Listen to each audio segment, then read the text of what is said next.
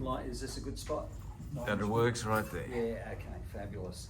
So I wanted to take 8-9 minutes to just run through the 4 critical rules that you need to be aware of when it comes to self-management. Self-management, and especially for independent business operators, solopreneurs, etc., is just so crucial, not just to your personal life, but your business life. So many times it's very easy for us to go off the rails, or we're at the beginning of the year right now.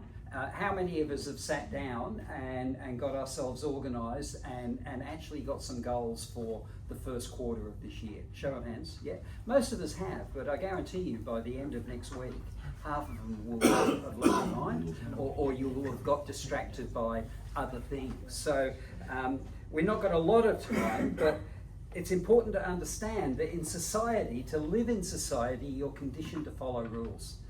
It's the only way we can exist. Some of the rules we're okay with, some of them we're not so okay with. But rules are critical to having a life that is both productive and fulfilled. So today what I want to talk about is why personal management is so important, because it is critical to your success, what the 4 rules are, the self-management mantra, which is all about accountability and taking responsibility, and why your mindset is probably the most critical element of your success or failure in your life, which is something that most of us don't want to own up to. But if we are going to be successful, not only do we need to manage our environment, but we also need to manage our minds, because this is the engine where everything begins and ends. If you've not got this organised, then you are really going to struggle to achieve your goals and dreams. And on that note, I'm not going to go into great detail on the mindset arena, but talk to Ashley. He's in this environment. He's a real authority in that environment, and we often need third-party input here because our brains play tricks on us. We think we're behaving in a certain way, and our brains convince us we're behaving in a certain way, but the reality is we're not. So don't trust your own thinking. Get a third-party person, an expert such as Kingsley, to give you an evaluation of where your mind and your behaviour really are. So the 4 critical rules. We are all needing a life map. Life map is not intended to be a straitjacket. You don't write it down and say, okay, here's what I'm going to be doing for the rest of my life, 30 years, 40 years, 50 years, whatever. But it is about, at a point in time, this is where you see your life being. I recommend to people that they do 12-month, 3-year and 5-year horizons all at the same time. And if you achieve your 12-month, it's helping you achieve your 3 years, which in turn is helping you achieve your 5. Have a little bit of an idea about what the rest of your life might look like. We don't go into too much detail because it'll all change pretty quickly, because that's what life is about. Be organised. Organisation is really, really important, and this is where time management becomes a critical issue. The only non-renewable resource on the planet is time, because we're not making any more of it.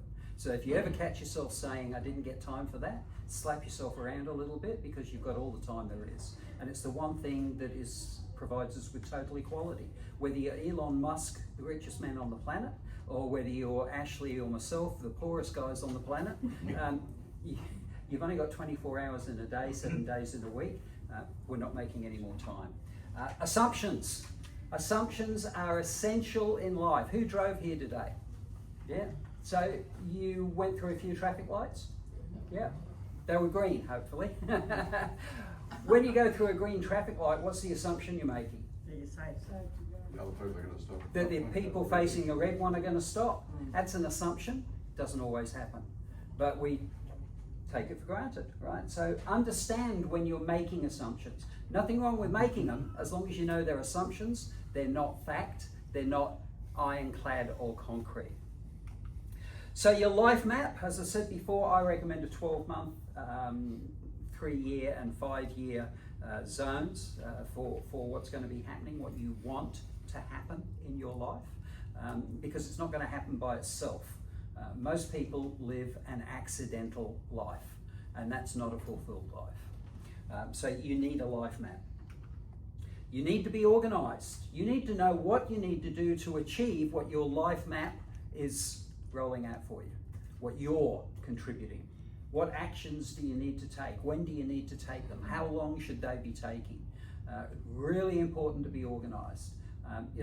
Karen this morning, using AI for her introduction, made a difference. Not only did it take her less time, but it made more impact when she presented it, right? So understand how you can become better organised. Use the tools that are available to you. And there are plenty of people in the room that are experts in what tools are available for you to be organised. Understand when you're making assumptions, know that it's an assumption, and understand the risk that presents if your assumption proves to be wrong.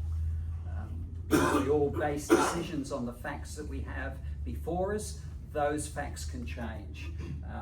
Which brings us to the fourth element, which is develop. Life is a journey, it's not a destination. You are constantly learning, or you should be constantly learning.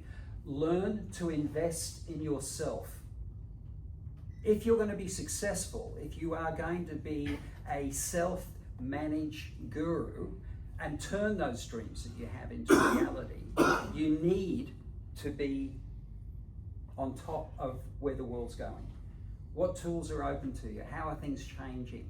How do you need to change? Do you need a mental checkup, a physical checkup?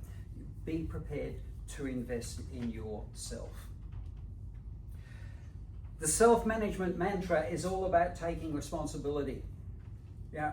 How many of us in the room here, show of hands, engage with people that are constantly blaming their bad luck for not being successful? Yeah, I call a lot of these people emotional vampires, right? Because they suck the life out of you in complaining about how bad their life is and how woe is me, and it's always about what other people are or are not doing. Look, the bottom line in life is, if it is to be, it's up to me, right? So take responsibility. You're going to make decisions that don't work. That's called experience. And the thing with experience is you never get it until after you needed it. So don't be afraid to make some mistakes. That's where the development part of things comes in. And understand that, it's not about others. It's not about your environment. It's not about the goddamn government. It's about you. All of those external things, forget about them. Forget about them. The question you should ask is, what does that mean to me? So if the government puts taxes up, which they're going to do with alcohol, it's twice a year, goes up, what can you do about it? Absolutely nothing, right? But what will you do about it? Pay more tax. Well, or drink less, or drink less, or make your own grog. Make more money. Bad luck? No such thing as bad luck. Everybody has a run of bad luck, but what can you do about it? What will you do about it? What's the opportunity that your bad luck is presenting to you? Ask yourself those sorts of questions. It's not about external forces, it is about you. Your mindset is going to determine how successful you are. Not your partner, not the bank, not the government, you. And you need to take that on board and do something about it. You decide how you're going to think, you decide how you're going to feel. And from that will determine your behaviours and outcomes. So a positive mindset with enough willpower and proper personal management will improve your chances of achieving that life plan and living the life of your dreams. Self-management and mindset are two halves of the same sort of coin. That's it.